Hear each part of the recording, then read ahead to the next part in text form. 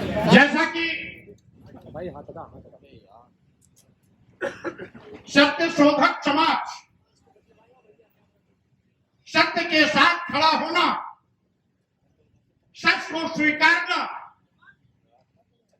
सच को मानना ही इस संस्था का मुख्य उद्देश्य रहा। सामाजिक परिवर्तन के महानायक ज्योतिबा फुले जी ने इस देश से जात पात, छुआछूत, ऊंच नीच, भेदभाव, विषमता मूलक समाज को खत्म कर समता मूलक समाज की स्थापना का जो संकल्प लिया था, उसी का नतीजा है कि एक सामाजिक परिवर्तन आंदोलन के महापुरुषों की एक लंबी लाइन खड़ी हुई। आरक्षण के जनक छत्रपति साहू जी महाराज, इस देश की पहली महिला शिक्षिका सावित्रीबाई फुले, भारतीय संविधान निर्माता परम पूज्य बाबा साहब डॉक्टर अम्बेडकर, दक्षिण में इस आंदोलन को गति देने वाले पेरियार रामास्वामी नायकर, नारायण गुरु, संत गाडगे, संत घासीराम, आपके साथ साथ उत्तर भारत में माननीय रामस्वरूप वर्मा जी, आर्य संघ के संस्थापक पेरियार ललाई सिंह यादव, महाराज सिंह भारती और मानवर कांशीराम जी ने इसको निरंतर गति देने का काम किया। साथियों, जानते हैं धर्म के ठेकेदारों ने हमें जाति पाति, छुआछूत, ऊंच नीच, भेदभाव का शिकार बनाकर हमें हजारों साल से धन, धरती, शिक्षा, सम्मान से वंचित करने का पाप किया था। आज यहां पर अभी राज्यपाल सैनी बोल रही थी, लेकिन अगर आज भारतीय संविधान नहीं होता, आज हमारे महापुरुषों का सामाजिक परिवर्तन के लिए आंदोलन नहीं होता, तो राज्यपाल सैनी को बोलने का मौका नहीं मिलता। हम लोग यहां पर खड़े हैं, बोल रहे हैं, ये भी दिन हमारे सामाजिक परिवर्तन महापुरुषों, सामाजिक परिवर्तन के महापुरुषों के मेहनत का नतीजा है। ये भारतीय संविधान का करिश्मा, जिसके नाते हमें यह अधिकार मिला है। अन्यथा इस देश में धर्म के ठेकेदारों ने इस देश के 97% लोगों को अपना गुलाम बना के रखा, धन, धरती, शिक्षा, सम्मान से वंचित किया। यहां तक कि इनका सूक्त वाक्य था, नारी शूद्रो न ध्येता, स्त्रियों और शूद्रों को पढ़ने लिखने का अधिकार नहीं था। स्त्रियों में वो किसी भी समाज की हो, ब्राह्मण समाज की हो, क्षत्रिय समाज की हो, वैश्य समाज की हो, शूद्र समाज की हो, तो भी उसको पढ़ने लिखने का अधिकार नहीं था। और साथ ही साथियों, मैं कहना चाहता हूं, अंग्रेजी हुकूमत ने समय समय पर हमारे सामाजिक परिवर्तन क्रांतिकारियों की बात को सुनकर के तमाम ऐसे फैसले किए जिसमें इस देश की महिलाओं को भी पढ़ने लिखने का अधिकार मिला। 1835 में महिलाओं को अंग्रेजी हुकूमत ने पढ़ने लिखने का अधिकार दिया। अब जब भारतीय संविधान बना तो बाबा साहब डॉक्टर अम्बेडकर ने उसको मौलिक अधिकार में शामिल कर हमेशा हमेशा के लिए उस पर मुहर लगाने का काम किया कि अब इस देश की महिलाएं भी पढ़ेंगी। इस देश के दलितों, आदिवासियों को, शूद्र समाज को भी का अधिकार दिया। बाबा साहब डॉक्टर अम्बेडकर ने संविधान बनाते वक्त उसको मौलिक अधिकार से जोड़ने का काम किया। इस देश में महिलाओं का पहला स्कूल सावित्रीबाई फुले और ज्योतिबा फुले जी के प्रयास से 1848 पूना में स्थापित किया गया। और साथियों में कहना चाहता हूं, यह तो 18 विद्यालय ज्योतिबाराव फुले और सावित्रीबाई फुले ने मिलकर के 18 विद्यालय स्थापित करने का काम किए। पहला विद्यालय पूना में, और इसी के साथ ही साथ अंग्रेजी हुकूमत ने 1852 में सरकारी स्कूल खोला, लेकिन उसके पहले 1848 में सावित्रीबाई फुले और ज्योतिबा फुले ने विद्यालय खोला। ये योगदान था हमारे महापुरुषों का। साथियों, आप जानते हो पहले नरबली दी जाती थी। जब हमारे महापुरुषों ने इसके विषय में जानकारी अंग्रेजी हुकूमत को दी, तो अंग्रेजी हुकूमत ने उस नरबली पर रोक लगाई। नरबली जब कोई बड़ी बिल्डिंग बनती थी, किसी नदी का पुल बनता था, कोई सरकारी भवन बनता था, तो एक शूद्र समाज के व्यक्ति की नरबली दी जाती थी। अंग्रेजी हुकूमत ने भी इस पर रोक लगाने का काम किया। और भारतीय संविधान बनने के बाद तो सारी की सारी व्यवस्था चाक चौबंद हो गई। अब किसी के साथ कोई भेदभाव नहीं।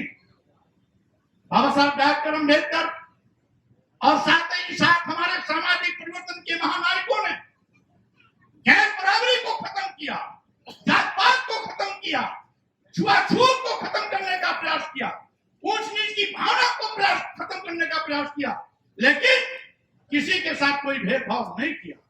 बाबा साहब डॉक्टर अम्बेडकर चाहते तो बदले की भावना से जिन लोगों ने हजारों साल तक हम पर जनजातीय अत्याचार किया, उनके खिलाफ भी कुछ कानून बना सकते थे। लेकिन बाबा साहब डॉक्टर अम्बेडकर की महानता कि उन्होंने किसी के साथ कोई भेदभाव नहीं किया, बल्कि इस देश के जितने भी बासिंदे थे, देशवासी थे, भारतीय थे, वो किसी भी वर्ग जात के रहे हों, हिंदू, मुसलमान, सिख, ईसाई, जैन, बौद्ध, कोई भी रहा हो, सबको एक समान अधिकार दिया भारतीय संविधान ने। यहाँ तक कि हजारों साल तक जनजातीय अत्याचार करने वालों को भी वही सम्मान मिला जो पूरे देश के अन्य लोगों को सम्मान दिया गया। ये बाबा साहब डॉक्टर अम्बेडकर की महानता थी। यह हमारे सामाजिक परिवर्तन के महानायकों की महानता थी कि उन्होंने बदले की भावना से काम नहीं किया, बल्कि सद्भावना के साथ सबके साथ न्याय करने का काम किया। हमारे भारतीय संविधान की उद्देश्य का भी यही है कि समाजवाद, पंथनिरपेक्ष, लोकतंत्रात्मक रास्ते पर चलते हुए हम सबके साथ समता, न्याय, भाईचारे का व्यवहार करते हुए एक सशक्त राष्ट्र का निर्माण करें। लेकिन आज कुछ ऐसी ताकतें जो भारतीय संविधान के साथ खिलवाड़ करने का घिनौना सोच रखती है, इस देश में अस्थिरता पैदा करने की कोशिश कर रही। जब सब जानते हैं कि आजादी के बाद हमारा अपना भारतीय संविधान लागू हो गया, हमारा देश भारत एक संप्रभु राष्ट्र बन गया, तो हिंदू राष्ट्र की मांग क्यों? हिंदू राष्ट्र की मांग करने वाले लोग इस देश के दुश्मन हैं, भारतीय संविधान के दुश्मन हैं। वो नहीं चाहते कि बाबा साहब डॉक्टर अम्बेडकर का संविधान चले। वो हिंदू राष्ट्र बना करके यहाँ मनु का विधान लागू करना चाहते हैं। होशियार रहना हमारे दलित, आदिवासी, पिछड़े समाज के भाइयों, आपको ये एक इनकी चाल है। यद्यपि जब इंडिया और भारत की बात आई तो एक दिन पहले तक हिंदू राष्ट्र की मांग करने वाले लोग, यह बोलने लगे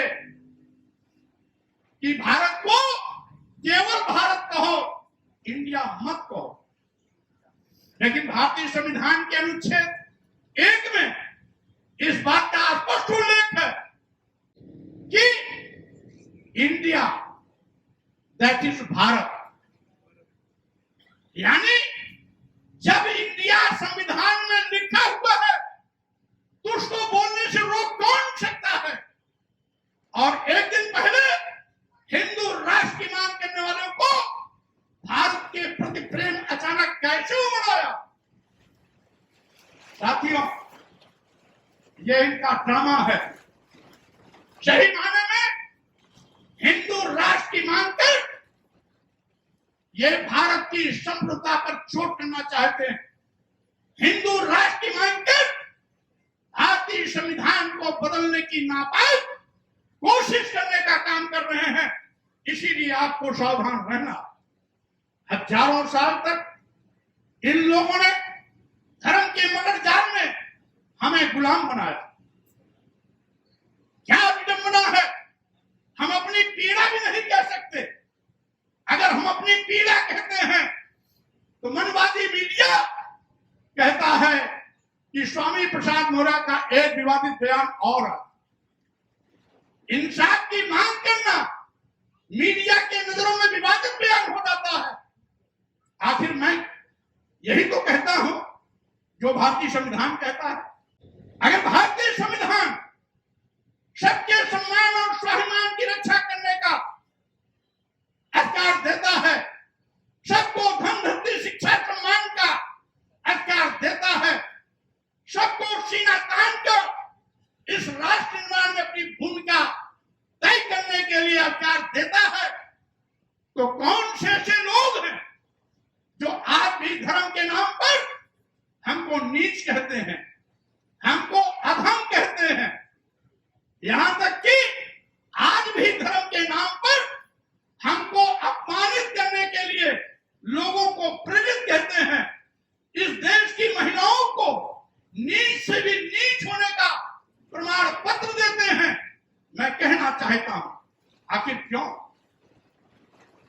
धर्म मानवता के कल्याण के लिए होता है, धर्म मानवता के विनाश के लिए नहीं, बल्कि धर्म मानवता के कल्याण के लिए होता है। लेकिन ये धर्म के ठेकेदार कौन सा ऐसा धर्म लेके चल रहे हैं जो इंसानियत का कत्लेआम करने पर आमादा, जो आज भी जात सूचक शब्दों का प्रयोग करके उनको अधम से अधम जात बताने में गर्व महसूस करता है। ये बड़ा अधम तेल कुम्हारा सुपच किरात कोल कलवारा, ये जितनी भी जातियां हैं, ये सब आदिवासी दलित और पिछड़े समाज की, इनकी भाषा में बड़ भेदभाव के चक्कर में अगर इनकी भाषा से बोला जाए तो सूर समाज की जातियां भारतीय संविधान लागू होने के बाद आखिर इस प्रकार के बातों को बढ़ावा क्यों दिया जाता है? हमने तो केवल अनुरोध किया था, इस देश के राष्ट्रपति माननीय प्रधानमंत्री को इस बात के लिए कहा था कि जो आपत्तिजनक शब्द हैं इसको निकाल दिया जाए या तो प्रतिबंधित किया जाए। पूरे देश में घोटाला है। हमने यही मांग किया था कि ढोल गमार शोध पशुनारी शकल ताड़ना गिरफ्तारी, आखिर ये सब मारने पीटने के पात्र क्यों हैं? ढोल तो पीटा जाता है इसलिए कि उससे उसकी सुर निकाली जाती है, लेकिन इस देश की महिलाओं को, इस देश के शुद्ध समाज को अपमानित करने का ये अपराध धर्म के ठेकेदार क्यों कर रहे हैं? क्योंकि हमारा भारतीय संविधान कहता है अनुच्छेद 14 के अंतर्गत कि हम धर्म, जाति, लिंग, जन्म स्थान के आधार पर किसी के साथ कोई भेदभाव नहीं कर सकते। जब लिंग के आधार पर हम किसी के साथ कोई भेदभाव नहीं कर सकते तो महिलाओं के साथ भेदभाव क्यों? जब हम जाति के आधार पर किसी के साथ भेदभाव नहीं कर सकते तो जात सूचक शब्दों का प्रयोग कर उनको नीच और धम कहने का अधिकार क्यों?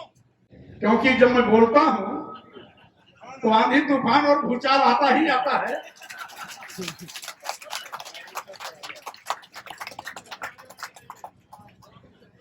इसलिए साथियों, मैं आपसे कह रहा था,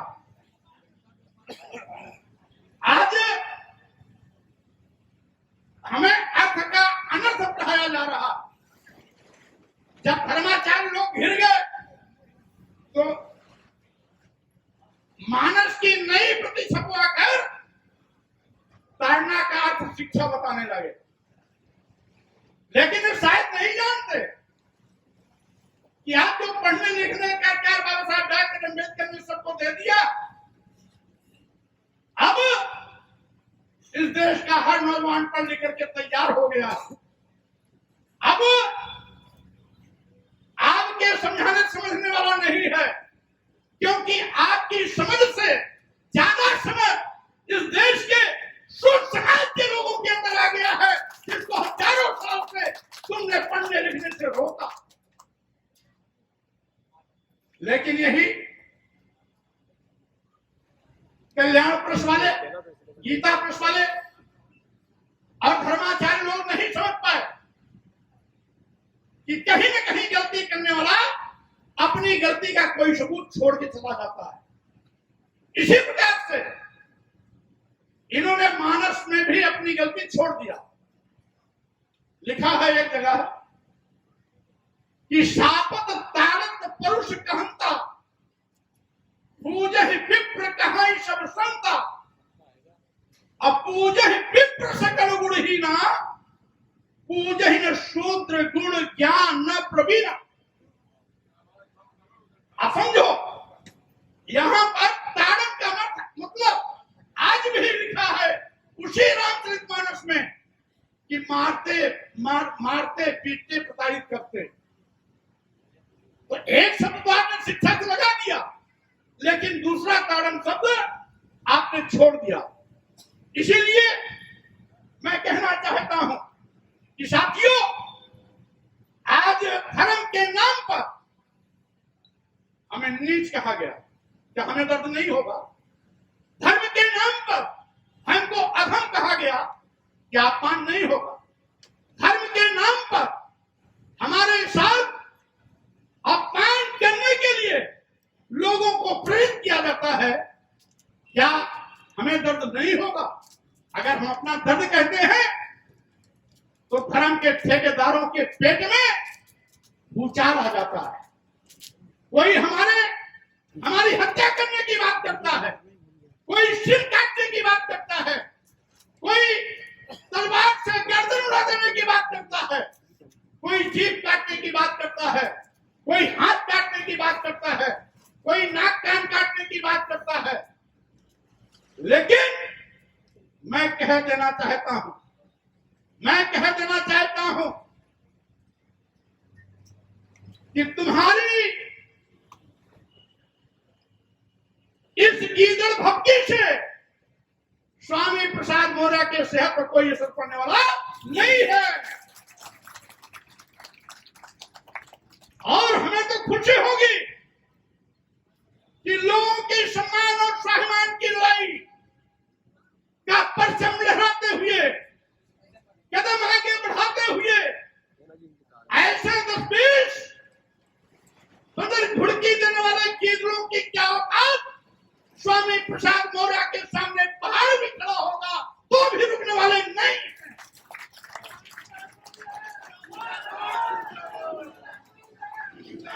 और साथियों, मैं ये भी कहना चाहता हूं, आज मैं ये भी कहना चाहता हूं, आजादी के 76 साल बीत गए। अभी हमने 15 अगस्त को 76वां स्वतंत्रता दिवस मनाया है। 75 साल पूरे होने पर सरकार भी अमृत महोत्सव मना रही है, महिला सशक्तिकरण के नाटक भी कर रही है, और दूसरी ओर धर्म की आड़ पर महिलाओं को अपमानित करने के लिए उनको छूट भी दे रही है। एक और अमृत महोत्सव, एक और नारी महिला सशक्तिकरण का अभियान, एक तरफ ये नारा यत्र नार्यस्तु पूजन्ते रमन्ते ततो देवता, एक तरफ पूजा के नाम पर नवरात्र में महिलाओं का पूजा करना, और दूसरी ओर देश की आधी आबादी महिलाओं को नीच से भी नीच होने का प्रमाण पत्र देना इनके असली चेहरे को उजागर करता है। साथियों, मैं ये भी कहना चाहता हूं, आज हमें खुशी है कि हमारे सामाजिक परिवर्तन के महापुरुषों ने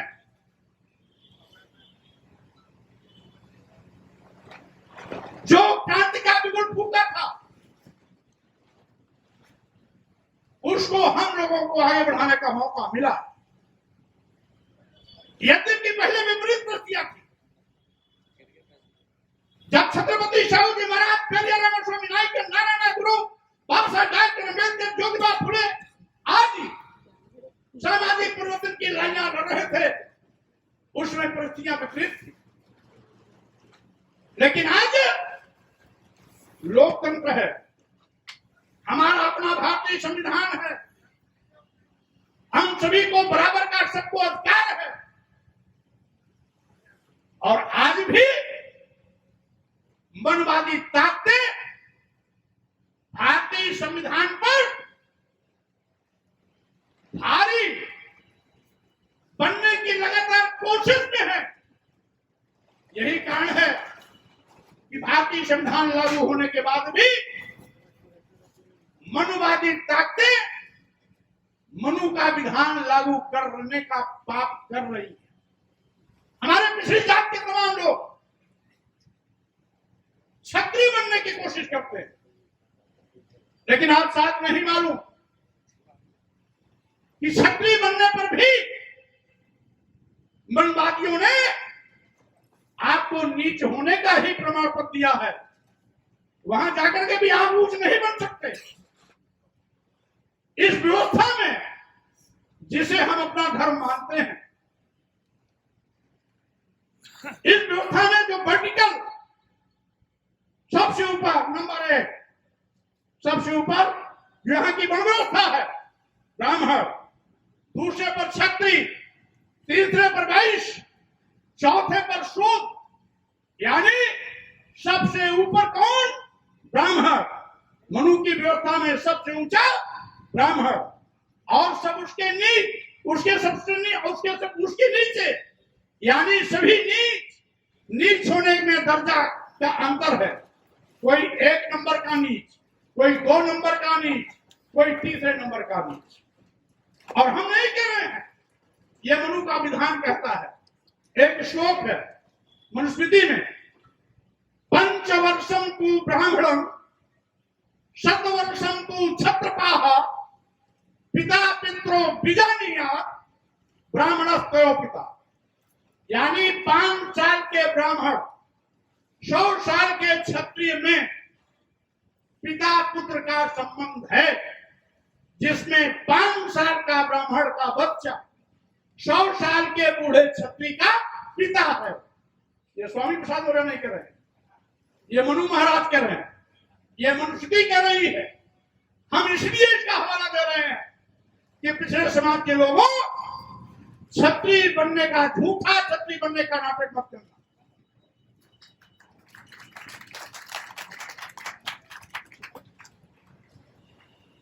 क्योंकि अगर क्षत्रिय बनोगे और 100 साल उम्र हो जाएगी तो भी 5 साल के ब्राह्मण को पिता कहना पड़ेगा।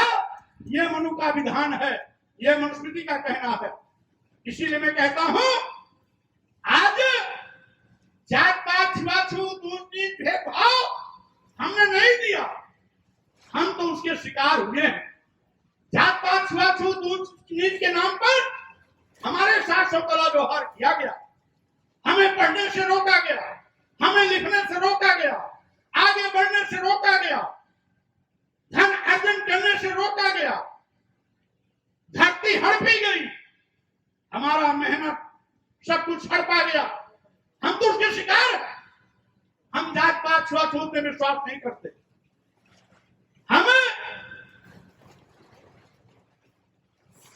समानता का क्या चाहते हैं, हम भाईचारे का क्या चाहते हैं जो भारतीय संविधान देता है। और इसीलिए जिन लोगों ने जात पात छुआछूत ऊंच नीच के बहाने हमारा शोषण किया है, स्वाभाविक रूप से उस शोषण के शिकार हम हुए हैं, तो हम अपनी पीड़ा और दर्द अपने लोगों के साथ साझा जरूर करेंगे। जब हम दर्द और पीड़ा अपने लोगों के साथ साझा करते हैं तो धर्म के ठेकेदारों के पेट में दर्द होता है, पूरे देश में भूचाल आता है, भूकंप आता है और धर्माचरण करने वाले लोग अनाप शनाप भाषा बोलने लगते हैं। ऐसा लगता है कि आज स्वामी प्रसाद मौर्य की बात उनको गोली से भी ज्यादा घायल कर रही है, इसीलिए उनकी जुबान भी लड़खड़ाने लगती है। लेकिन सच को स्वीकारना हो, सच को स्वीकारना होगा। और मैं तो यही कहना चाहता हूं, समय रहते धर्म के ठेकेदारों को भी कहना चाहूंगा, सुधर जाओ।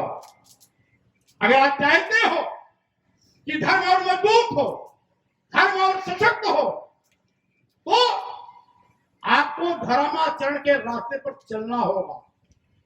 आपको इंसानियत को मजबूत करने के लिए प्रयास करना होगा। इंसानियत का कत्लेआम करके आप धर्म को सशक्त नहीं बना सकते हो। और यही मेरी अपील इनको नागवार गुजरती है। मैं कहना चाहता हूं साथियों, आज भी हम कितने भी पढ़ लिख के विद्वान क्यों न हो जाए, ये हमको अभी भी सम्मान नहीं देना चाहिए, क्योंकि इन्होंने अपने ग्रंथों में लिख दिया कि पूजन शूद्र गुण ज्ञान प्रवीणा। गुणी भी है, ज्ञानी भी है, एक्सपर्ट भी है, यानी पीएचडी डिग्री तमाम डिग्रियां भी ले रखा है, फिर भी अगर वो शूद्र है तो उसका सम्मान मत करना। बाबा साहब डॉक्टर अम्बेडकर स्वयं इसके भुक्तभोगी रहे।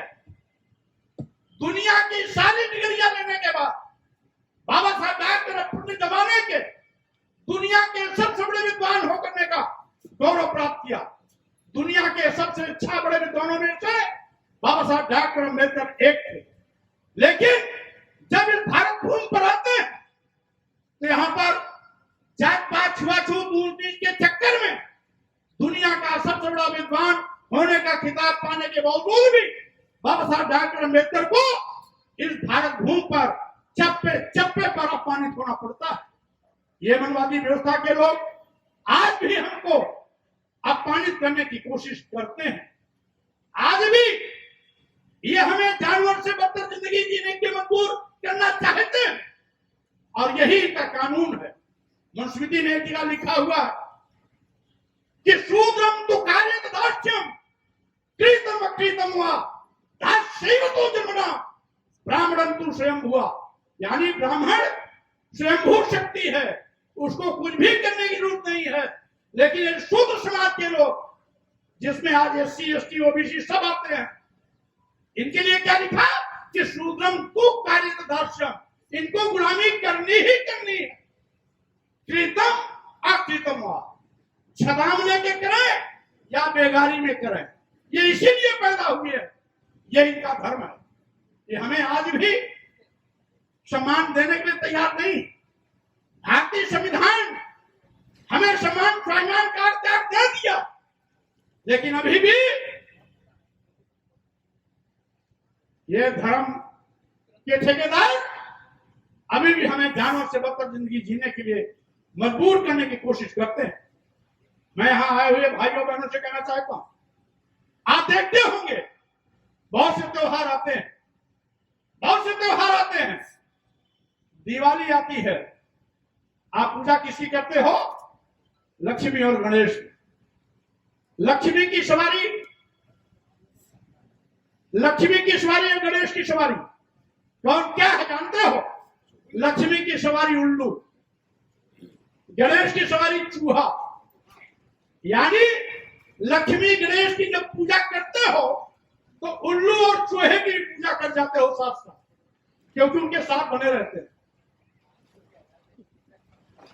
जब आप भैरव की पूजा करते हो तो भैरव की पूजा के साथ साथ उनकी सवारी कुत्ते की भी पूजा आप कर जाते हो। जब आप भवानी की पूजा करते हो तो भवानी की पूजा के साथ साथ उनकी सवारी गधे की भी पूजा आप कर जाते हो।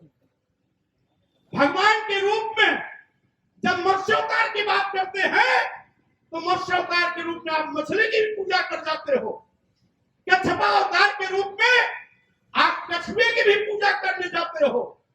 शुक्रा अवतार के रूप में आप सूअर की भी पूजा कर जाते हो। लेकिन सूअर पालने वाले वाल्मीकि की, पासी की, गधा पालने वाले धोबी की आप सम्मान नहीं कर सकते हो। यानी जानवर की पूजा कर सकते हो, लेकिन इनके जो पालक हैं, इनके जो पोषक हैं, उनकी आप उनको सम्मान देना स्वीकार नहीं करते हो। मछली कछुए की पूजा कर जाते हो, लेकिन बिंद निषाद केवट मल्ला आपकी पूजा यानी आपका सम्मान आप नहीं करते हो। ये आपकी विडंबना, क्या सोच है कि आप गधे, कुत्ते, चूहे, उल्लू, शुअर, मछली, कछुए सबकी पूजा करते हो, लेकिन इंसान को इंसान नहीं समझते हो। हमारी लड़ाई क्या है? इंसान को इंसान समझो। अगर आपको सम्मान प्यारा है तो यहां बैठे हुए लोगों को भी सम्मान प्यारा है। अगर आप स्वाभिमान से रहना चाहते हो, यहां बैठे हुए लोगों को भी स्वाभिमान के साथ बैठने का चाहत बनी है। अगर आपको भूख प्यास लगती है, यहां बैठे हुए लोगों को भी भूख प्यास लगती है। ये जो आज एक नया परिभाषा चल गया, माननीय प्रधानमंत्री जी से लेकर के सारे धर्म के ठेकेदार और सारी यथार्थवादी ताकतें सनातन सनातन सनातन चिल्लाती। जो सनातन का अर्थ नहीं समझते वो सनातन चिल्ला रहे हैं। मैं भी सनातन को मानता हूं, लेकिन तुम सनातन का तो अर्थ ही नहीं समझते। सनातन का मतलब जो सत्य है, सनातन का मतलब जो शाश्वत है, सनातन का मतलब जो हजारों लाखों साल पहले भी था, आज भी है, लाखों साल बाद भी रहेगा, वो है सनातन। जैसे सूर्य हमें प्रकाश देता है, सूर्य के प्रकाश से हमें जीवन मिलता है। लाखों साल पहले भी देता था, आज भी दे रहा है, लाखों साल बाद भी सूर्य हमें प्रकाश देता रहेगा। ये सनातन है। पृथ्वी के चारों ओर, सूर्य के चारों ओर पृथ्वी चक्कर लगाती है। लाखों साल पहले भी चक्कर लगाती थी, आज भी लगा रही है, हजारों साल लाखों साल बाद भी लगाएगी। ये सनातन। हवा, पानी, अग्नि, जमीन, ये हमें जीवन देते हैं। लाखों साल पहले भी देते थे, आज भी दे रहे हैं, आगे भी देते रहेंगे। यह सनातन है। हर बच्चा अपनी मां के पेट से पैदा होता है, यह सत्य है, सनातन है। यहां तक कि आज यथार्थवादी ताकतें जो सनातन बोलती हैं, उनका सनातन का मतलब जात पात, छुआछूत, ऊंच नीच, भेदभाव। उनका सनातन का मतलब मुंह से ब्राह्मण पैदा हो गया, बाहु से क्षत्रिय पैदा हो गया, भुजा से क्षत्रिय पैदा हो गया, जंघे से वैश्य पैदा हो गया और पैर से शूद्र पैदा हो गया। उनका सनातन वो है जो न सत्य है, न वैज्ञानिक है, न पहले कभी हुआ, न आज हो रहा है, न आगे कभी होगा। यहां बैठे हुए लोगों से पूछना चाहता हूं, क्या किसी बच्चे को किसी के मुंह से पैदा होते देखा आप लोगों ने? अगर कोई देखा तो हाथ उठा दे। नहीं ना? अच्छा चलिए, किसी बच्चे को इस बाहु यानी इस बाहु हाथ से पैदा होते देखा? नहीं। किसी को, क्या आप अपने जंघे से पैदा होते किसी को देखा? क्या पैर से किसी को पैदा होते देखा? नहीं। ये सनातन कैसे हो सकता है? तो इनका सनातन पाखंड है, इनका सनातन ढोंग है, इनका सनातन जात पात छुआछूत ऊंच नीच है, इनका सनातन भेदभाव है। और इसीलिए हमारे सनातन और इनके सनातन में अंतर है। भगवान बुद्ध ने कहा था कि बैर को बैर से नहीं खत्म किया जाता सकता, यानी शत्रुता को शत्रुता से खत्म नहीं किया जा सकता। अगर शत्रुता को खत्म करना है तो प्यार के लिए हाथ बढ़ाना पड़ेगा। आप उसको सम्मान देकर के अपना बना सकते हैं, तलवार चला करके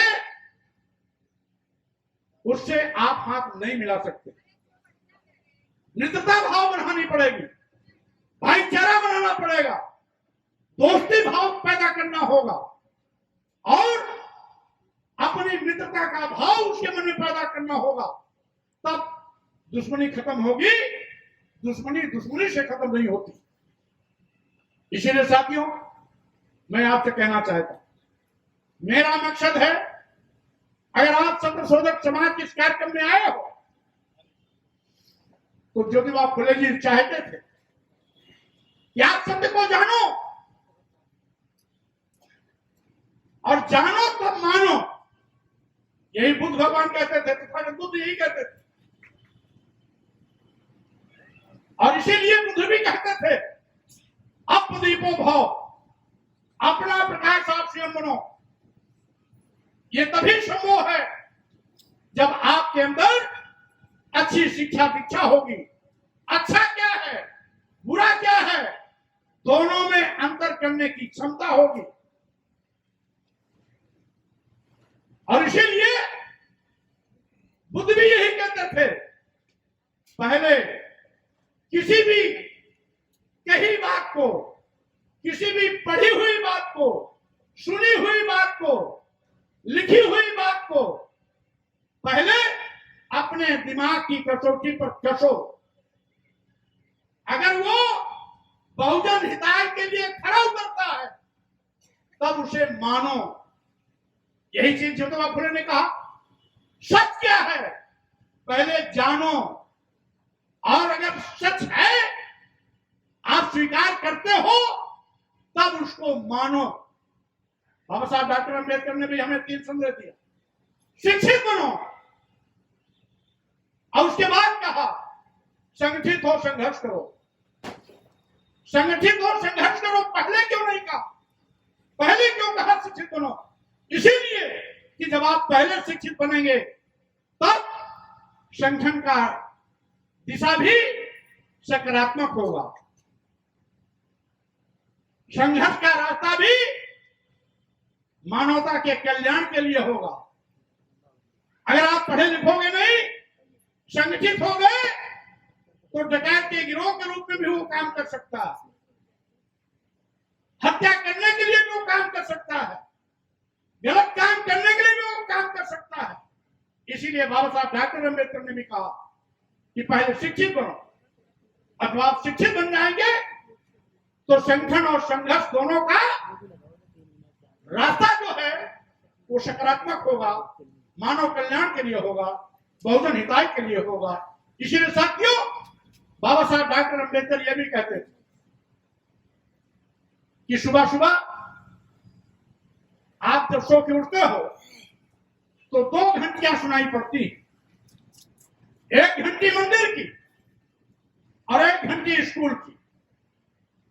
जो बच्चा या जिनके माता पिता स्कूल की घंटी सुनकर अपने बच्चे को स्कूल भेजते हैं, वो स्कूल जाकर के पढ़ लिख करके बड़ा ओहदेदार बनता है, डॉक्टर बनता, इंजीनियर बनता, एडवोकेट बनता, वैज्ञानिक बनता, प्रोफेसर बनता, IAS IPS बनता और अपने पूरे परिवार की गरीबी को हमेशा हमेशा के लिए खत्म कर देने का काम करता है। लेकिन जो माता पिता खुद और अपने बच्चे को मंदिर की घंटी सुन करके मंदिर की ओर ले जाते हैं और जिंदगी भर घंटा बजाते रह जाते हैं, कभी भी परिवार का कल्याण नहीं होता है। उनके घरों के बच्चे कभी भी IAS नहीं बन पाते, IPS नहीं बन पाते, डॉक्टर नहीं बन पाते, इंजीनियर नहीं बन पाते, पत्रकार नहीं बन पाते और बड़े वैज्ञानिक नहीं बन पाते। साथियों, इसलिए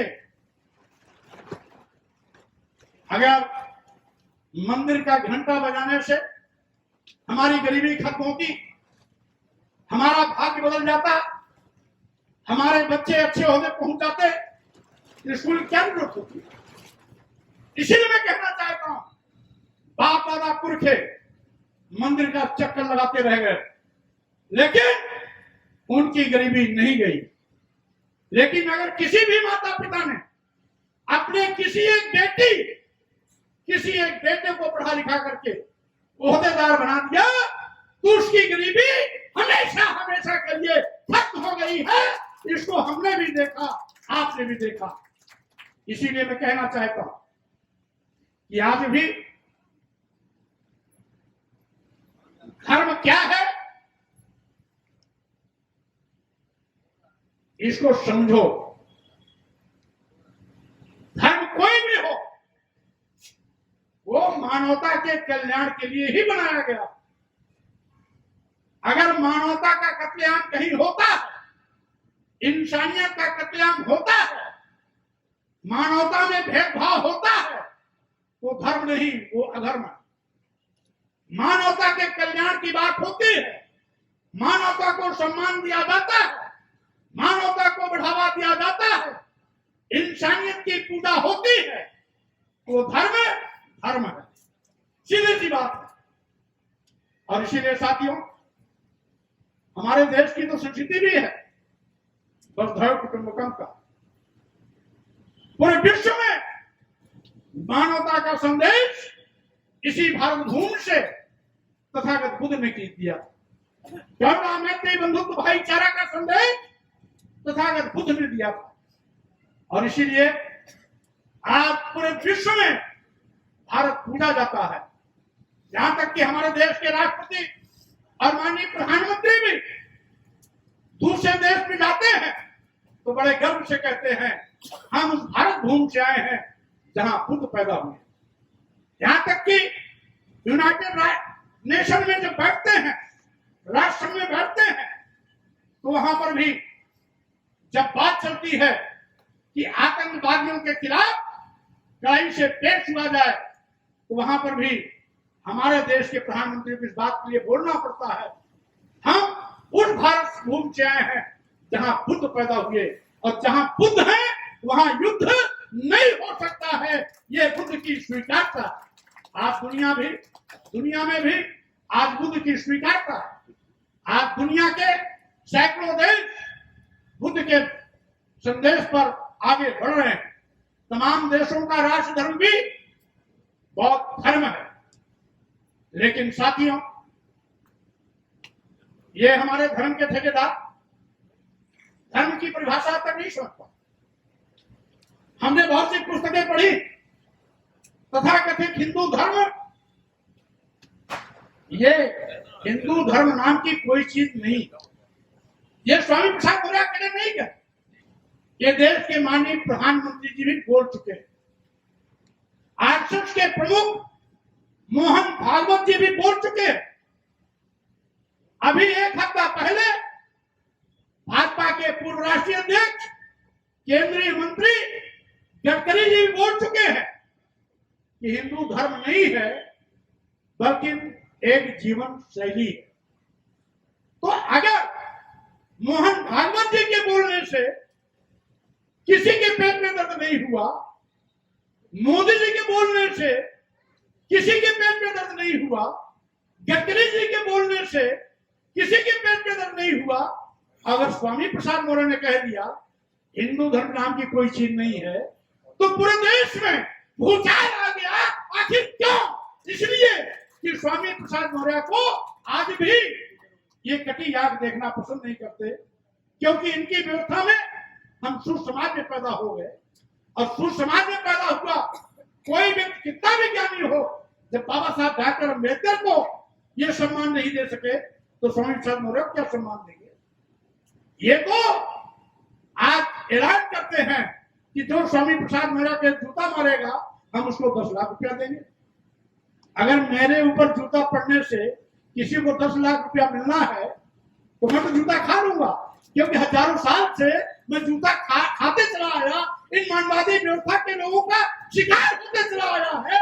हजारों साल से मैंने अपमान किया है, इसलिए अपमान हमारे लिए कोई बड़ी बात नहीं। मैं तो कसम खाया हूं इस अपमान करने वाले लोगों का बोरिया बिस्तर बंधवा के रख दूंगा, क्योंकि जिसे अपमानित करते हैं, ये जिसे अपमानित करते हैं, इनको वही जिंदा करके रखा हुआ। हमारे यहाँ पर बैठे हुए शोधक समाज की इस कार्यक्रम में आए हुए भाइयों बहनों, चढ़ावा तुम देते हो धर्म के नाम पर, दान दक्षिणा तुम देते हो, मालपुआ पूरी तुम खिलाते हो, इनकी ताकत तुम हो। जिस दिन तुम इनको दान दक्षिणा देना बंद कर दोगे, जिस दिन तुम इनको चढ़ावा देना बंद कर दोगे, जिस दिन तुम मालपुआ हलवा खिलाना बंद कर दोगे, यह आपके पैरों पर सिक्का देते नजर आएंगे, कहीं भी इनका कोई ठिकाना नहीं लगेगा। इसीलिए अगर ये हमें अपमानित कर रहे हैं तो उसके दोषी हम हैं, हमारा समाज है। हमारा समाज इनको चढ़ावा देना बंद कर दे, दान दक्षिणा देना बंद कर दे, पैसा देना बंद कर दे, मालपुआ हलवा खाना बंद कर दे, तो हमारा अपमान करना भी बंद कर देंगे। हम इनको खिलाते रहेंगे तो ये हमें अपमानित करते रहेंगे। और समझ लेना साथियों, एक चीज और मैं कहना चाहता हूं, सही मायने में जो सच है वही सच है। हिंदू धर्म कोई धर्म नहीं है। पहले कभी वैदिक काल था, जैन धर्म आया, बौद्ध धर्म आया, फिर उसके बाद हमारी तमाम अन्य संस्कृतियां आई, अन्य धर्मावलंबी भी आए, कभी यहूदी आया, कभी यूनानी आया, कभी मुगल आया, कभी अंग्रेज आए, कभी डच आए। हमने तो सभी संस्कृतियों को देखा, लेकिन मैं केवल इतने कहना चाहता हूं साथियों कि आज हमारा संस्कार है भाईचारे का। हम बोलते हैं हिंदू मुस्लिम सिख ईसाई सब है आपस में भाई भाई। हम तो भाईचारा पैदा करना चाहते हैं और ये भाईचारा तोड़ना चाहते हैं। और साथियों, जिस धर्म को ये हिंदू धर्म कहते हैं, इसमें भी एक चाल है, ये है ब्राह्मण धर्म। क्योंकि इस धर्म में केवल ब्राह्मणों को सम्मान मिलता है, क्षत्रियों को भी द्वैत दर्जे का दर्जा दिया, क्षत्रियों को भी पढ़ने लिखने से वंचित किया गया था, उनको केवल शस्त्र विद्या सिखाई जाती थी। शास्त्र खुद सीखते थे और शस्त्र विद्या क्षत्रियों को सिखाते थे। वैश्य समाज को केवल बनियों की भाषा सिखाई जाती थी, उनको न शास्त्र सिखाया जाता था न शस्त्र सिखाया जाता था, उनको बनियों का भाषा सिखाई जाती थी। शूद्र को तो बिल्कुल पढ़ाया लिखाया ही नहीं जाता था। तो ये भेदभाव कैसे? भेदभाव नहीं है क्या? तो इसीलिए मैंने कहा ये केवल ब्राह्मण धर्म है, क्योंकि इसमें केवल ब्राह्मणों के प्रार्थना के लिए लिखा गया है। जैसे कि मैंने अभी कहा, ब्राह्मण तु स्वयं हुआ मनुस्मृति। 5 साल 10 साल में 100 साल के क्षत्रिय का बाप, 5 साल का ब्राह्मण, यानी ब्राह्मण का वर्चस्व। और मानस में भी कि पूजे ही पितृ सकल गुणहीना, सकल गुणहीना, सभी गुणों से हीन हो, चोर हो, लंपट हो, व्यभिचारी हो, डकैत हो, हत्यारा हो, लेकिन विप्र है तो उसका सम्मान करो। यानी इसमें भी एक वर्ग विशेष का सम्मान। पूजन शूद्र गुण ज्ञान प्रवीणा, ज्ञानी गुणी कुछ भी हो तो अगर शूद्र है उसका सम्मान मत करो। तो हमारा धर्म कैसे हो सकता है? जो हमें नीच कहता हो, जो हमें अपमानित करने की बात करता हो, तो हमारा धर्म कैसे हो सकता है? इसीलिए 1931 की जाति जनगणना, सैनी जी, 1933 की जाति जनगणना में ब्राह्मणों की संख्या 3.5 थी। अगर इसको ब्राह्मण धर्म कहते तो 3.5% के लोग अल्पसंख्यक बन जाते। अल्पसंख्यक न बने इसीलिए अपने साथ जोड़ लिया क्षत्रियों को भी, वैश्यों को भी, शूद्रों को भी, जिससे कि अगर सबकी संख्या लेंगे तो हम मेजॉरिटी में आ जाएंगे। ये इनकी चाल है। और जब मोहन भागवत जी, माननीय मोदी जी, माननीय गडकरी जी कह दिए हिंदू धर्म नहीं है, और वही चीज स्वामी प्रसाद मौर्य कह दिया, तो अंतर क्या है? लेकिन स्वामी प्रसाद मौर्य जब कहेंगे तो हमारे मीडिया के भाई क्या लिखेंगे? विवादित बयान। और मोदी जी और गडकरी जी और मोहन भागवत जी कहेंगे तो विवादित बयान लिखने की इनकी हिम्मत नहीं, क्योंकि लिख देंगे तो दूसरे दिन जेल की सलाखों में ये हमारे मीडिया भाई दिखाई पड़ेंगे। इसीलिए मैं कहना चाहता हूं साथियों, सत्य शोधक समाज के सम्मेलन में संकल्प लेके जाओ कि महात्मा ज्योतिबा फुले जी ने, सावित्रीबाई फुले जी ने जो हमें सच समझने की सीख दी, उसको सीखो, उसको समझो और उसको रास्ते पर चलो। जिस दिन सच पर चलना आप समझ जाओगे, अपने आप आपके सम्मान और स्वाभिमान का परचम लहराएगा। इन्हीं शब्दों के साथ में मैं आप सबको बहुत बहुत धन्यवाद देता हूँ, बधाई देता हूँ, शुभकामना देता हूँ। आज 150वीं सत्य शोधक समाज की स्थापना के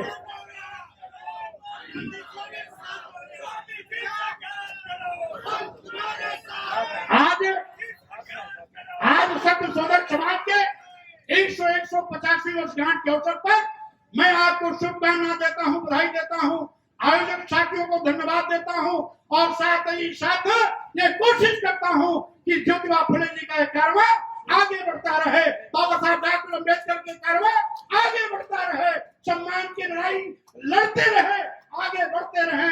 कल आपका होगा। इन्हीं शब्दों के साथ अपनी बात पर विराम देता हूं। जय ज्योतिबा, जय भीम, जय भारत, नमो बुद्धाय। धन्यवाद। हमारे चैनल बहुजन दस्तक को लाइक, शेयर, सब्सक्राइब देखना मत भूलिएगा। जय भीम, जय भारत, जय संविधान, नमो बुद्धाय। धन्यवाद। चैनल आर्थिक समस्या से गुजर रहा है।